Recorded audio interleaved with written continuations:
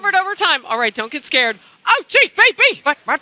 I thought All it right. was dismissed. So this is our Almost. show. You're almost there. You're so close. This is our show live on the web. We're live on Facebook as well, Facebook Live.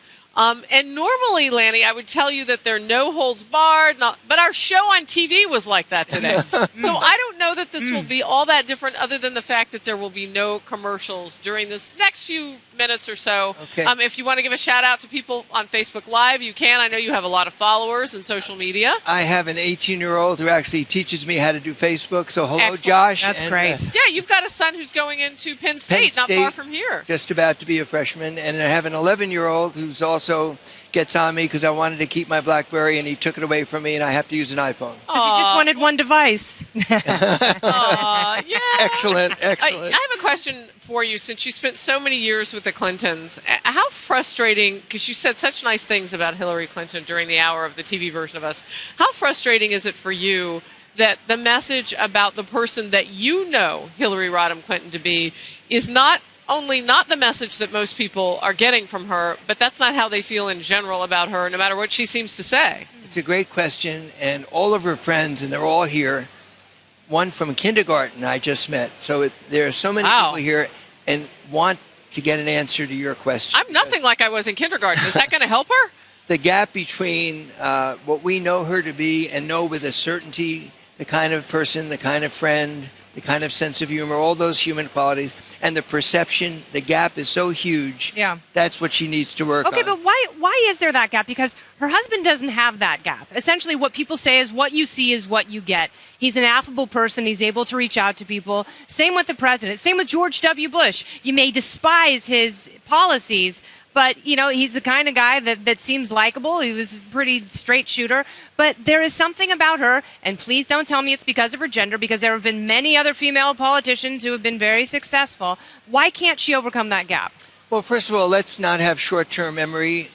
3 years ago when she left Secretary of State, she had a 75% approval rating. People loved her.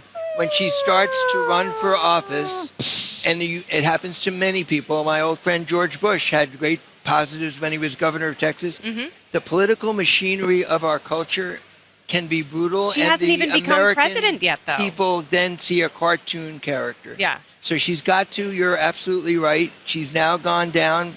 The email problem certainly contributed. And she's got to reintroduce herself by we keep having talking these about her life. reintroductions. I mean, I think that's part of the problem with voters is like we're sitting here going, like, I want to like her. If she's going to be my president, I want to like her. You will. But I also feel like there's a side of her that I don't quite know, that I'm still curious about. And I feel like it's been a forced reintroduction over and over and over. But can I ask you a question, Well, Kennedy? not that many Did you times. ever really like her? I mean, going back to 1992 when you first No, I didn't like her in introduced 1992. Was there ever a point where you said, you know what, let me take a look at her, I want to I like did. her? I Was it actually- baked in from day one? I really felt for her when she lost the presidency. When Okay. she lost the nomination. But she wasn't a politician then. She was a politician. Well, She was but my running for point is president. she was down on her She'd luck. already been Yeah, you felt sorry for her. It was yeah. a pity party. But my point is, was there ever a point in her public life, whether she was first lady, when she was a Where she senator, came when she was across Secretary of likable? State, that you said, you know what, let me take a look at her, I'm going to like her? Not like Michelle Obama. Well, because Michelle Obama's not running for anything. And that's the difference. Yeah, but when Hillary Clinton was first lady, she wasn't likable. You know, she said the thing about I didn't sit at home and bake wait. cookies, and She then she had the wasn't vast likable right because Wait she a minute. inserted herself in the conspiracy. political process, and Believe that's what in makes her data. unlikable. No, there are plenty of people who But insert themselves into the What first political lady process. what first lady inserted herself the way she did? Michelle Obama is working on children's issues. Barbara Nancy Bush Reagan. working. Guys, Nancy I Reagan. wanna- Nancy I'm Reagan absolutely breaking did. news in She here absolutely did. because one of our viewers actually just asked about this on our Fox News page. On our live chat, people can get in on that. They're saying, please ask about the news that's breaking on the wire right now. This is Mimi. Talk about the CENTCOM commander statement on ISIS. So I'm checking on that now, and we knew that something was coming. Now we have in detail, per Catherine Herridge at the Aspen Security Forum, CENTCOM commander is saying that the fight against ISIS will be a protected conflict, much in the same way, and that may be, Retracted. I think that's supposed to say protracted conflict. I think that's a typo. Much in the same vein as 15 years post 9/11 fight against Al Qaeda. Quick, your thoughts. There's no easy solution to eradicating this radical, sociopathic, murdering group. And Donald Trump does us all a disservice and your intelligence to say that it can be done easily. All right. But under Barack Obama, using bombing, drones, and other types of warfare, it's got to be destroyed. And I know it's not easy for you, but let's set politics aside, because this I'll is something try. that we can all agree on. These people hate us. They hate us. They hate the way we live. They hate who we are. They do. And now they've got sympathizers from the crazy bin helping them out. They're savages. So now the CENTCOM commander says this is going to be protracted. Well, I have to take the expert that is Lanny, going what to do you be. make of the criticism this week at the DNC that has been failed to mention many times the enemy by name, ISIS? Even the mention of terrorism has barely come up. Well, I don't know who you're listening to. I The heard speakers on the stage. I heard the speakers on the stage, from Joe Biden to Tim Kaine, and especially President Obama, talk about the dangers of I terrorism. finally did hear President Obama address it. But So whether it's too much or too little, you can probably be criticized either way. But certainly the two issues that Hillary Clinton cares about most are the economy and jobs, and dealing All right. with the threat of terrorism. Let me ask you this, because this is a question from the opposite direction. Last night, as Tim Kaine was speaking, there was a vocal protest and a visual one from some of the pro-Bernie delegations, particularly out of California. And when Tim Kaine was speaking, they started chanting, "No more war. No more war." When Hillary Clinton goes up there tonight and talks about destroying ISIS, she has a reputation in the far left, in this progressive movement, for being a warmonger. Jill Stein has pointedly called her a warmonger. And I think that's an area of vulnerability. And obviously, she can't have it both ways. So how does she appease the Bernie pacifists who want no war at all with the Republicans who want to beef up the war machine and fight ISIS? And where could she possibly bridge that? I'll try to be short because you covered a lot of territory in your excellent question. The answer is that the people that are yelling "No more war" were about 50 people out of 5,000. And the Pew poll has shown 90% of Bernie Sanders supporters are saying they'll be for Hillary, and the other 10%. They are anti-war, though. I mean, that is Some issue-oriented sliver movement. of American public opinion that these young people, naive young people, think that if we say no more war, then ISIS will stop taking people's heads off. Yeah. Hillary Clinton is a realist, and I wish Donald Trump would be more of a realist when he says he can wipe out ISIS easily. Just trust me, and I'd like to ask him, and I hope you ask him, how precisely are you going to destroy ISIS? I want to get to Facebook Live now and thank our viewers. No one has a for tuning satisfactory in. answer to that, by the I way. agree with you. I want to get to Facebook Live now and thank our viewers for tuning in, because we have a lot of them.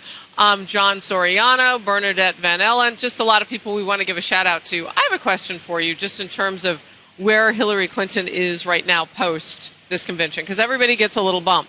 And we assume that she'll get one percentage-wise too, which will put them right back neck and neck. How do you account for the fact that she has spent $43+ million in battleground states? And we were just in one in Ohio, and those negative ads were crisscrossing each other across the local news and whatnot. How do you account for the fact that they are so close? Even if we just do away with the convention bounces that they both get, they were close statistically at a tie going in average polling. Why is that? Well, I can't prove the negative that it might be worse if it weren't for those negative ads, but there's one ad that is just about to hit that I promise you is going to move people. Maybe you've seen it. It's children watching Donald Trump making fun of somebody I've who's seen impaired, insulting They've his been running fellow it in Republicans. Ohio already. And well, the focus group, And here. the focus group experience of pro-Trump voters who are horrified, and this is not somebody who is sarcastic or making a joke. This is somebody insulting and somebody that makes you creepy watching him Some of and the looking at criticism children. that I've And seen that's going about to that move them. ad is the fact that it's been edited a certain way Oh. to write a narrative. Go Okay, ahead, Katie, Julie. Well, correct you? I'm sorry, all political ads. What do you think political? You guys Right. keep expecting political And- ads. and so somehow that's a reflect- fair I mean, they criticism. narrative. they It's on not a motion. thing. That's the point These of are it. actual Guys, I'm so clips sorry of to break Donald this to Trump. you. Politics, nobody's a virgin here. The point is to win. Yeah. That's why people get paid to run campaigns. So let me just say this. We didn't Here- edit Trump. Here's That yeah. is Nobody, Trump. by the way, nobody edited Trump. What he said is exactly what he said. You Right. might not like the editing of the commercial. It doesn't reflect your worldview, but it's effective, and that's the whole point. Look, the problem here for Trump is this. First of all, if you look at polling historically, Romney, I think, was up at this point in some polls. McCain was up in some polls. But here's what the Trump campaign and the RNC don't have the infrastructure or the financing to do. They don't know how to model. And in fact, I would guarantee you, if you ask Donald Trump what political modeling is, he wouldn't be able to answer that question. Neither would Paul Manafort, because haven't done a real campaign in 30 years. They don't know how to model the way the Obama people did and the way the Hillary people do. And the Cruz people. Or the Cruz people for that matter. Yes, for sure. They don't know how to target. They don't have the infrastructure in these states to get out the vote. And we got to get out of here. Okay, We're none of that. getting Can I just make one quick point? Rachel? One very quick point. A lot of what you say is true, and a lot of the criticism has been proven true over and over again about Donald Trump. The things that he said, the people he's made fun of, the controversies that he's created himself. Given that he's such a bad candidate, why is the race so close? All right, we got to move on. America's a 50-50 country. We're divided. That's the quick answer. We want to thank everybody who's watched. They gave us a record number of people on our outnumbered chat today, so we are so grateful for that. Lanny Davis, thanks for being here. Thank you very much. Julie and Kennedy here all week long with us for the DNC, and it's been fun. We did 2 conventions. How about a high five, my friend? Okay. Okay, we'll see you in New York tomorrow.